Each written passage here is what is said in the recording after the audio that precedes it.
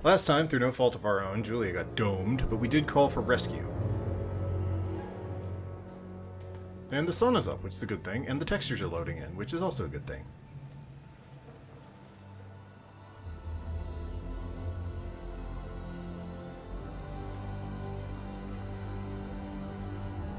Oh, is this seriously just the end? Like the last cutscene? That would explain why those were such difficult QTEs. But we didn't get all of the secrets. The Duke's not going anywhere without a distributor cap, so neither are we. Best I can figure it. We got a couple days, maybe more if we can collect some rainwater. I always kind of knew I would die on a boat. We called for Not rescue. This shitty boat.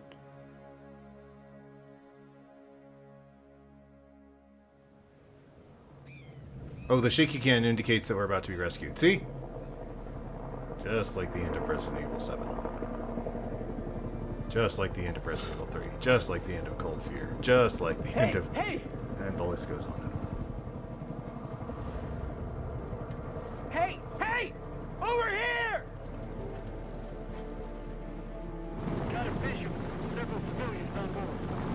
Yes, several. I can confirm that the target is a converted military cruiser as described. Jesus, it's just a bunch of kids. I repeat, it's just a bunch of kids. Over here.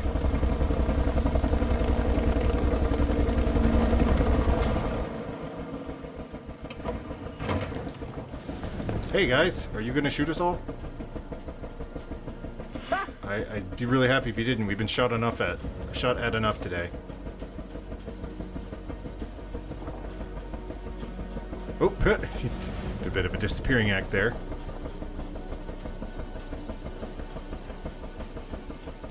There's that spot for Julia. Like, you can tell where the blocking for Julia is supposed to be.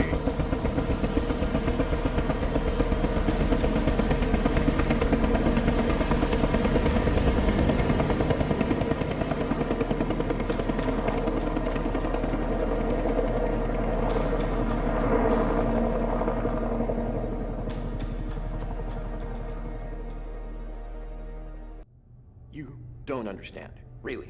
I mean, Oh, here comes just the how enemy, yeah. crazy it got down there. I mean, just how fucking out of control. They did the same thing in Intel They're a Dawn. bunch of rich, dumb American brats. They had no fucking clue what they were getting into. I should have been there when she died. Maybe I could have done something. Maybe it could have been me. Yeah. God knows it should have been. I mean, there were things down there that, you know, they shouldn't have been alive, you know? But you knew they were Kind of things that hallucinations. make you go insane. You know, I tried to warn them not to mess with the dead. I tried. Maybe these clips are based on like your relationship and your traits just- at the very end. We just got engaged. Never mind, that We were answers gonna that get married. statement exactly.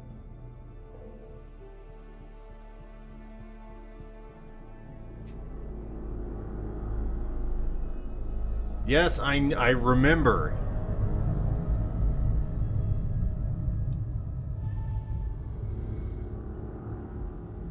Oh wow, look at that seagull. What an amazing model of seagull. What is happening here? So in the other game it was a there was a bonus cutscene based on, oh my god! He really did die. Nice. Fuck this dude. If you got all of the teens out, you got a bonus cutscene at the very end.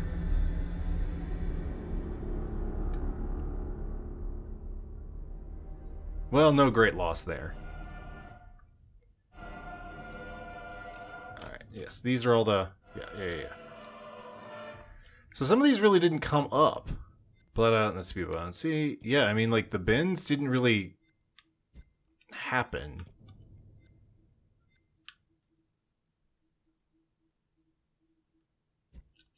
I guess these are, like, potential potential story threads you could follow, but like this didn't go anywhere.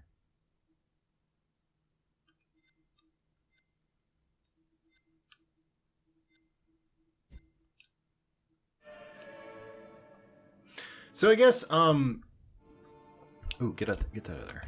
I guess the my natural desire to mash buttons to skip credits is biting me in the ass. Or you're judging me then. That's it. Game over. You're done. For now, at least. You could always try again, see if you can't do better next time around. Not a bad effort. Some lived, some died. All your fault. Excuse me, it was the guys with the guns that were my fault. Things became a little fault. intense, but Alex kept his nerve. Well done, Alex. Well done, you.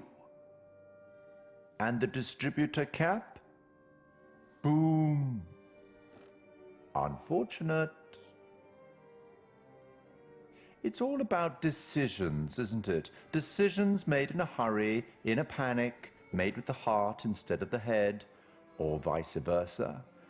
Sometimes those decisions take a long time to have repercussions. Yes, I know how narrative storytelling works. There are always repercussions.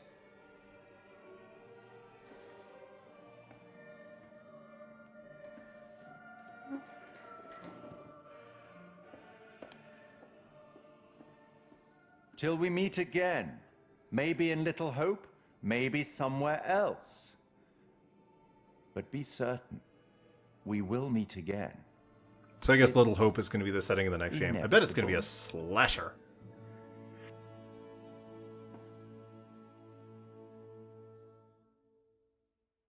Want to spare me? Oh, gotta skip that. Gotta skip that.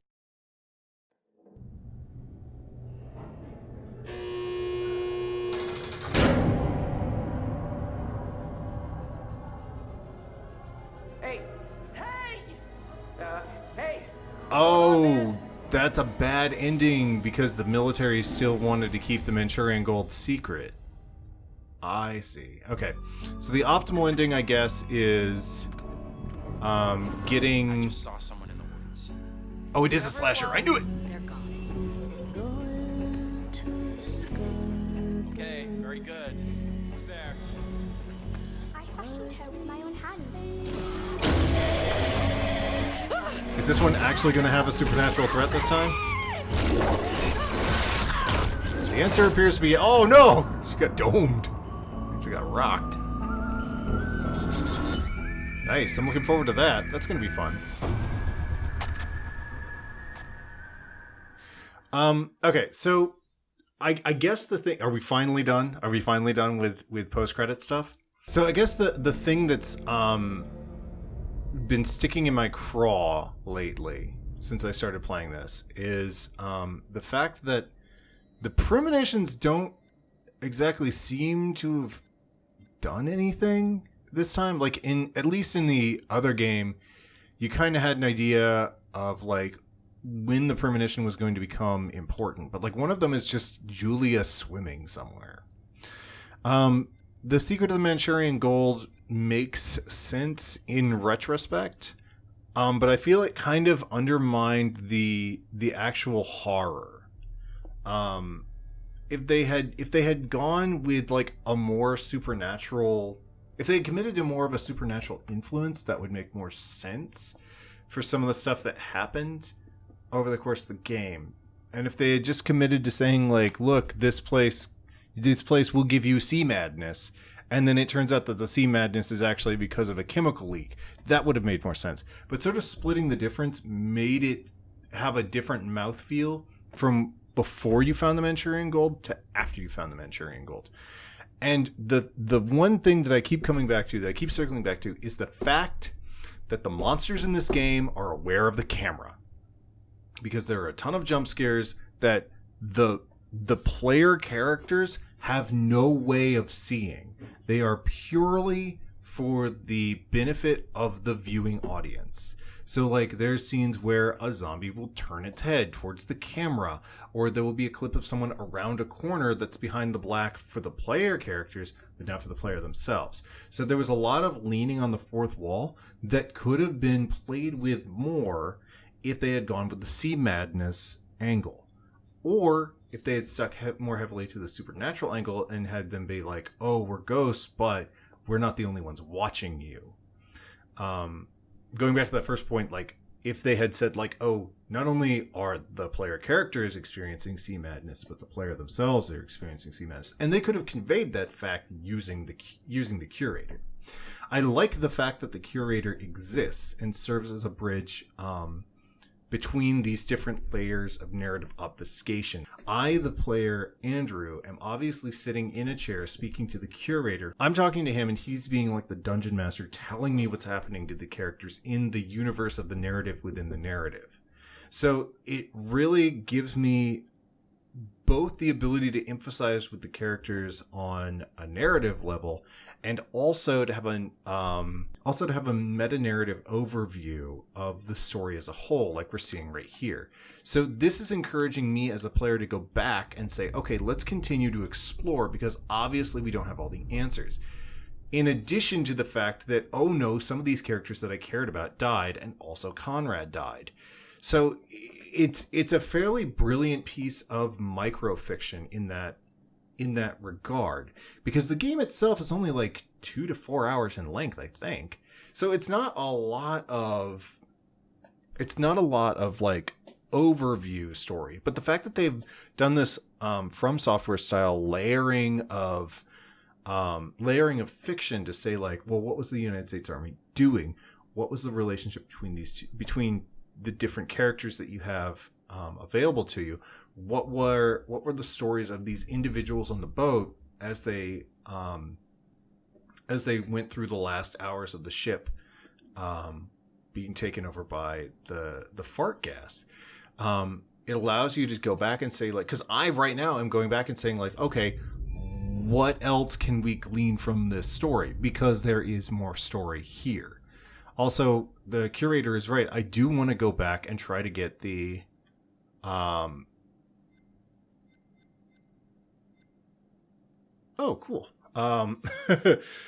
Get the better ending. And also, apparently there's just fucking documentaries. Everyone loves documentaries. The curator is pointing at a book describing how the curator was made. That is a level of meta-narrative interface that I absolutely enjoy. I'm really looking forward to Little Hope. That looked amazing. There's a guy named Andrew in it. I can't wait for him to get brutally massacred.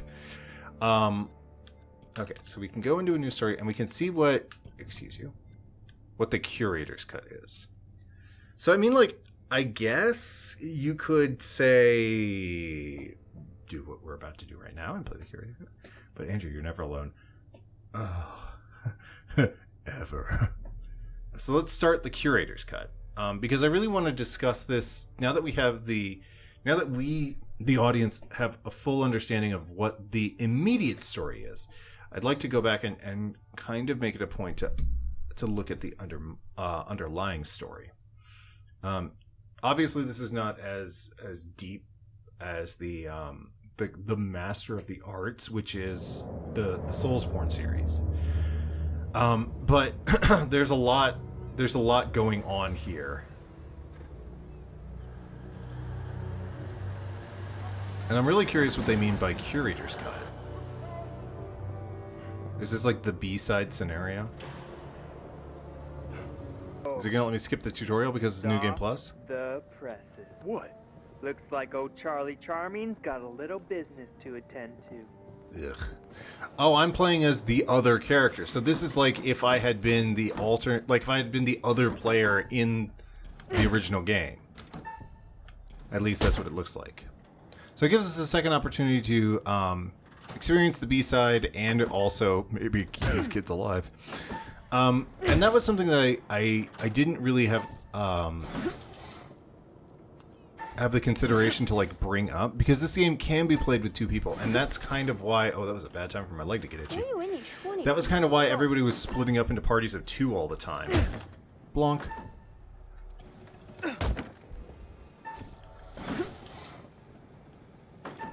So I'm very curious to see like what some of the other perspectives are. Like, remember that part where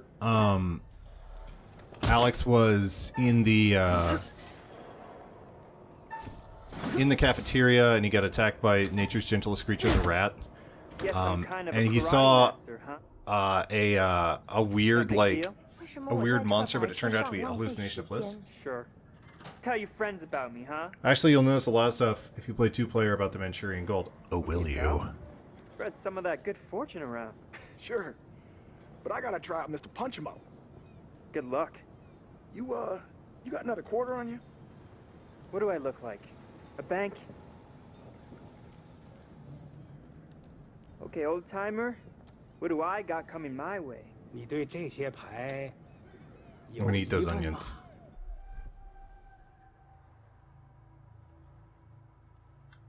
What's the forecast for the Odyssey back to the States? Smooth sailing? No.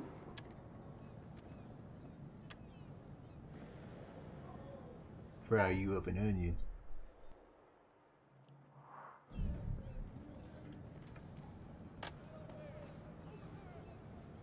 I'll say duh! Whenever you're using a lot of jokes.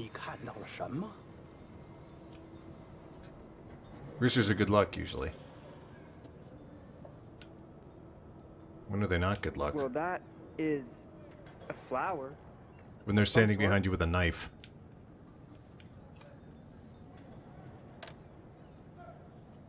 Also, I think it's really interesting now that we kind of know we kind of know the story. We can look at it from a purely mechanical spectrum, and we can kind of see like how the game's blocking kind of works, because it was really evident in that last cutscene. But I really like the way that the characters move in the game in such a fashion so that they can accommodate as many different movements and reactions as possible. We should probably make our way back to the ship. Don't want to be the Joker's last. It's a flower. It's a chrysanthemum, I think. Hey, gotta get back. In the traditional Chinese culture, the rooster's most obvious symbolic meaning was punchiness and honesty. People could hear roosters crowing every dawn. Oh, punctuality. Thus, the rooster crow was taking the signal of the beginning of a new day. And the rooster snuck into your house and was like, "Brrr." That's what roosters sound like, I think.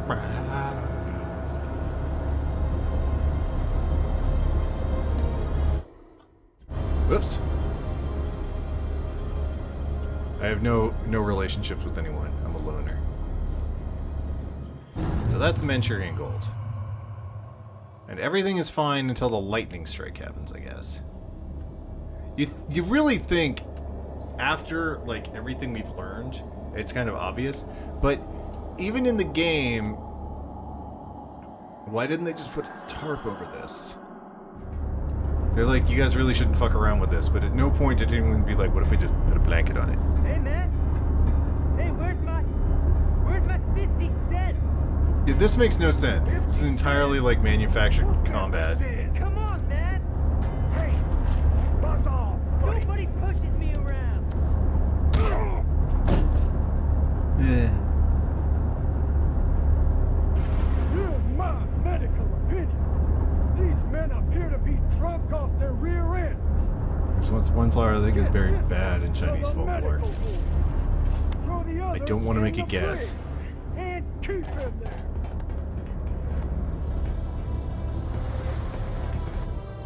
Also, this against the Army Corps called just cold clock soldiers. Stop punching your dudes! It's like the old Warhammer 40k commissar thing. So we're pretty upset about the whole situation with the war tree. Blam, blam, blam, blam, blam. Anybody else want to poop somewhere? It's like, no, we already went. It's good.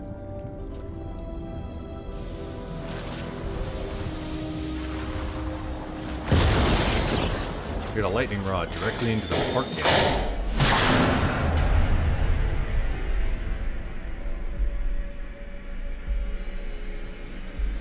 Yep.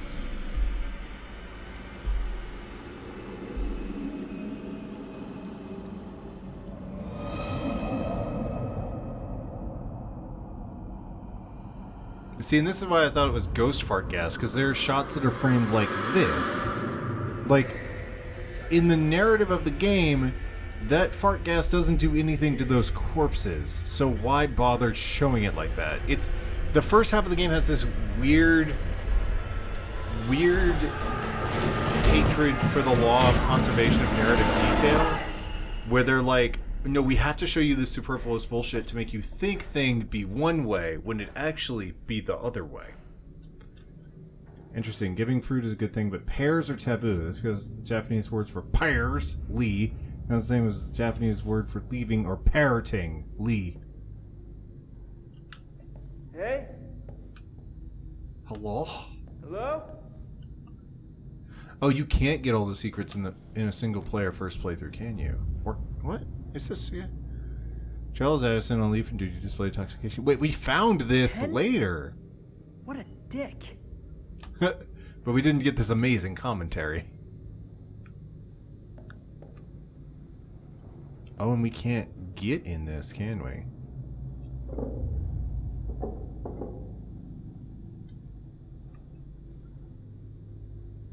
I commit cultural taboos with pears and shit like that.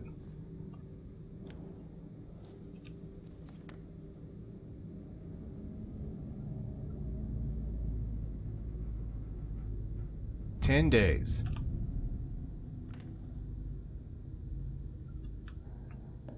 $10 worth of trouble for one night of drinking, huh? Excuse me. Brawling? A push is considered brawling? No, his jaw entered lethal combat with his commanding officer's fist. Oh, and this is why that other scene was shot that way in the same room, because when you're playing as this character, it's supposed to be like, oh my god, you're still a prisoner trapped inside your own mind palace. Howdy, Charlie.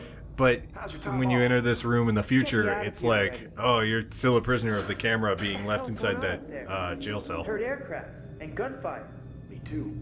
And there was a corpse. What? In the sick bay. Something's wrong. Let's get out of here. It's a ghost.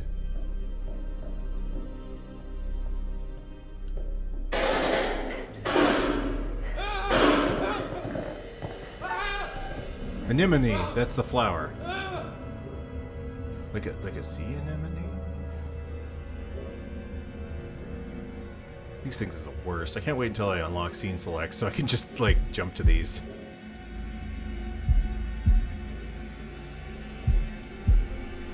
I guess I'll be playing curated mode semi-honestly because I kind of know what's going to happen, but I don't know what's going to happen to these individual characters.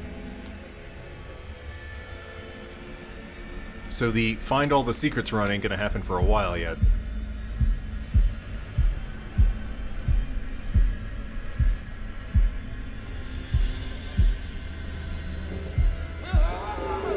And there's a threshold of failure for 2 participants if you're playing in multiplayer. That's rough. This game don't goof around.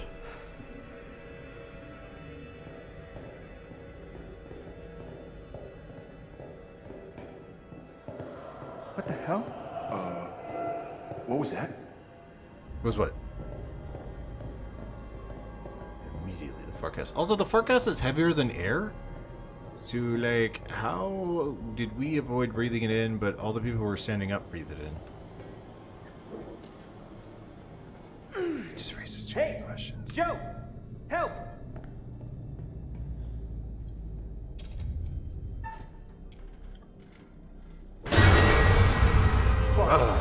Yeah, you said it. Fubar and then some.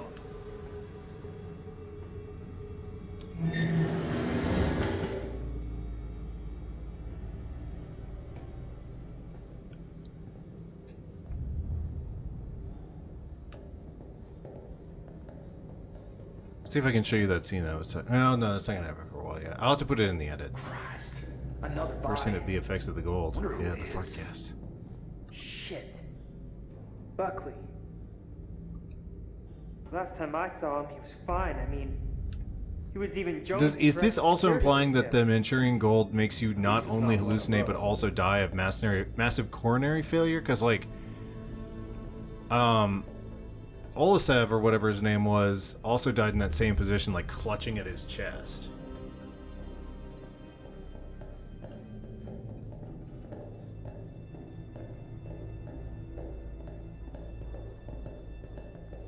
was le clashing at his le chest. Basically, you die of fear. I think it's cardiac arrest. Oh no, I cannot go down this hallway. My plans have been foiled. So, is it just me, or are you getting a real strange feeling right now? Do I look like a guy who likes to talk about his feelings? You look like a mess on wheels, Chuck. I ain't the only one. Great. Good company. Let's just get up on deck. Yeah. Fine. Agreed. Yeah. Hey, Chuck? You see that kid over there? No. You feeling alright?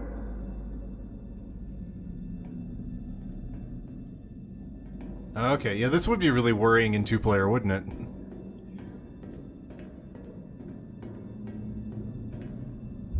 Joe? Get over here!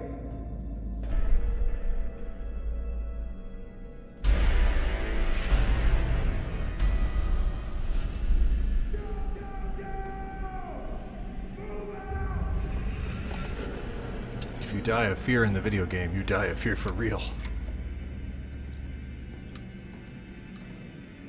Oh no, I'm not the one with the gun, so I can't shoot that child.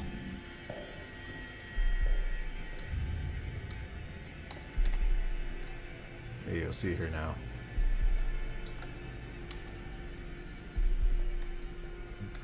Alternate story.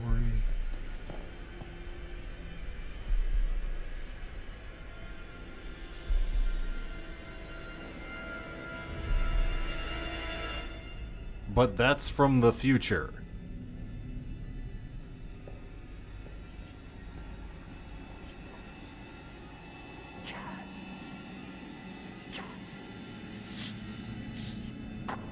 Charlie!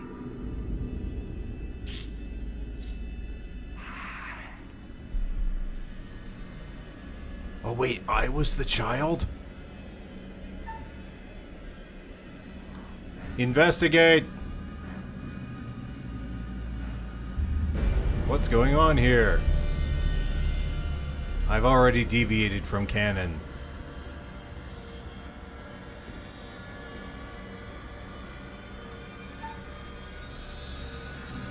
Get him!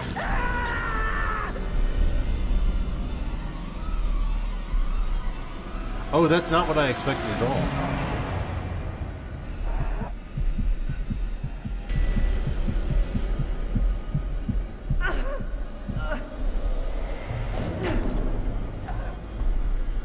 Oh, does that mean we're not going to have access to that knife in the future because it's in a different place now?